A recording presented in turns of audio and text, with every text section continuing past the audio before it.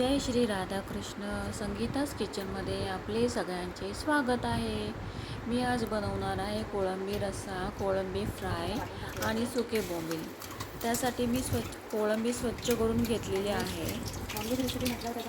आणि आता आपण पातेलीमध्ये थोडं तेल घेतलं मी. त्याच्यामध्ये वाटण टाकते. वाटण थोडं लालसर होईपर्यंत व्यवस्थित ढवळून घ्यायचं आपल्याला. पूर्ण वाटणला आपल्या तेल सुटेपर्यंत हलवत राहायचे.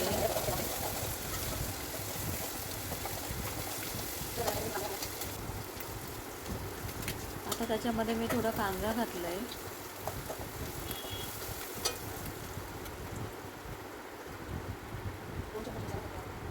मसाला, गरम मसाला आणि हळद पण टाकून घेते मी आता त्याच्यामध्ये. हे सगळं व्यवस्थित परतून घेतलं. आता मी त्याच्यामध्ये कोळंबी टाकणार आहे.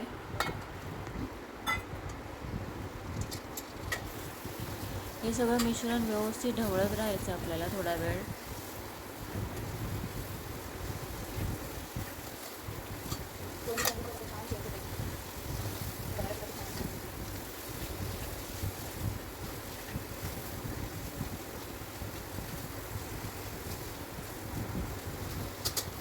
सगळं व्यवस्थित मिश्रण ढवळून झाले की आपण त्याच्यावर झाकण ठेवून देणार आहोत.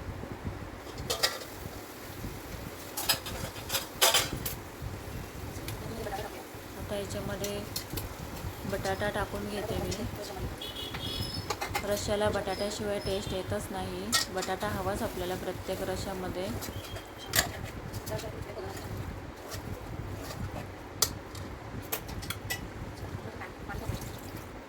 पाणी टाकून घेते मी आता याच्यामध्ये रश्श्यामध्ये.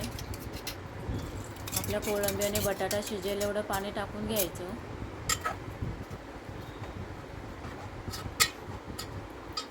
व्यवस्थित ढवळून झालं की त्याच्यामध्ये थोडं मीठ टाकलं मी.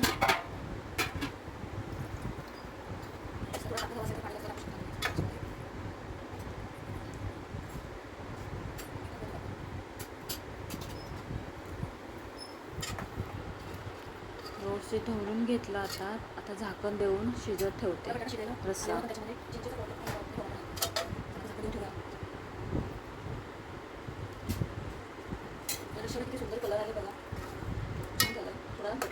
बटाटा थोडाफार शिजायला आलाय, त्याच्यामुळे मी त्याच्यामध्ये आता टोमॅटो टाकते आणि चिंचेचे पाणी टाकते.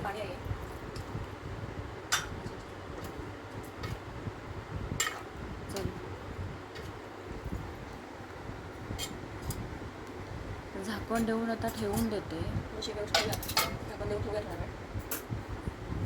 कोळंबी फ्रायसाठी आता मी कोळंबी घेतलेली आहे. तांदळाचं पीठ, चवीपुरतं मीठ. त्याच्यामध्ये मी आता सगळे मसाले टाकणार आहे. त्याच्यामध्ये गरम मसाला, लाल मसाला, हळद, चणापीठ, तांदळाचं पीठ आणि कॉर्नफ्लोअर हे सगळे मसाले मिक्स करून घेते मी त्याच्यामध्ये.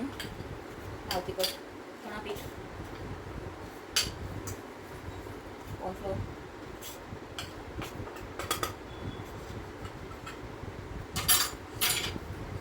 सगळं व्यवस्थित मिक्स करूया आपण.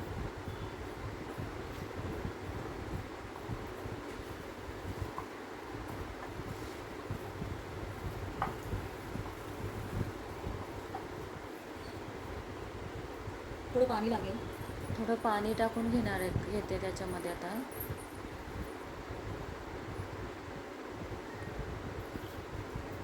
पाणी घ्यायचं, जास्त नाही घ्यायचं.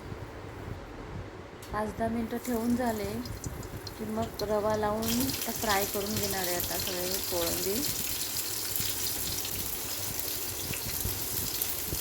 एक बाजू सगळी शिजून झाली आहे. आता पलटी करते. छान क्रिस्पी कोळंबी झाली आहे आपली. आता बोंबील सुकेची तयारी करते. त्यासाठी मी पातेलीमध्ये तेल घेतलेलं आहे.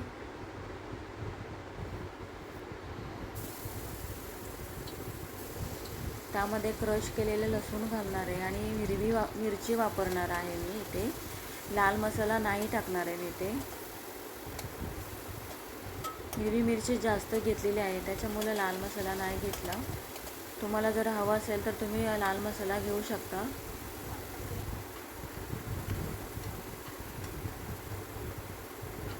थोडा कांदा चिरून टाकलेला आहे, टाकते त्याच्यामध्ये.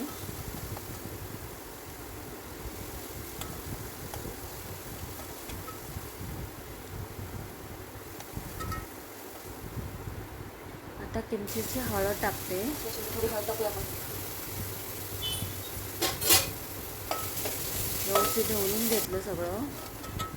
आता स्वच्छ केलेली बोंबील टाकते मी त्याच्यामध्ये आणि व्यवस्थित ढवळून घेते.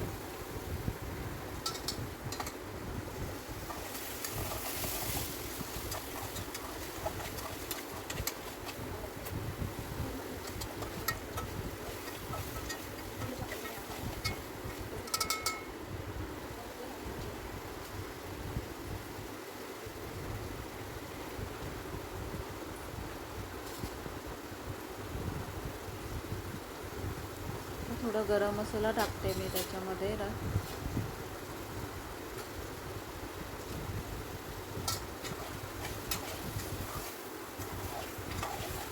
व्यवस्थित ढवळून घ्यायचं, जास्त ढवळायचं नाही, ते बोंबील सगळे चुरतात मग.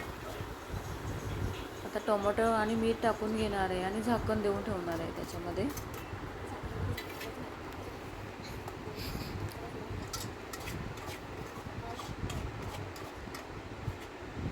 हे बोंबील शिजायला एवढा वेळ लागत नाही, लवकर होऊन जातात.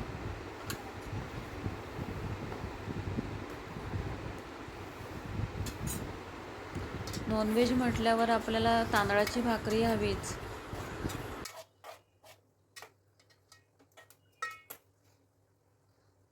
त्याच्यावर झाकून ठेवूया.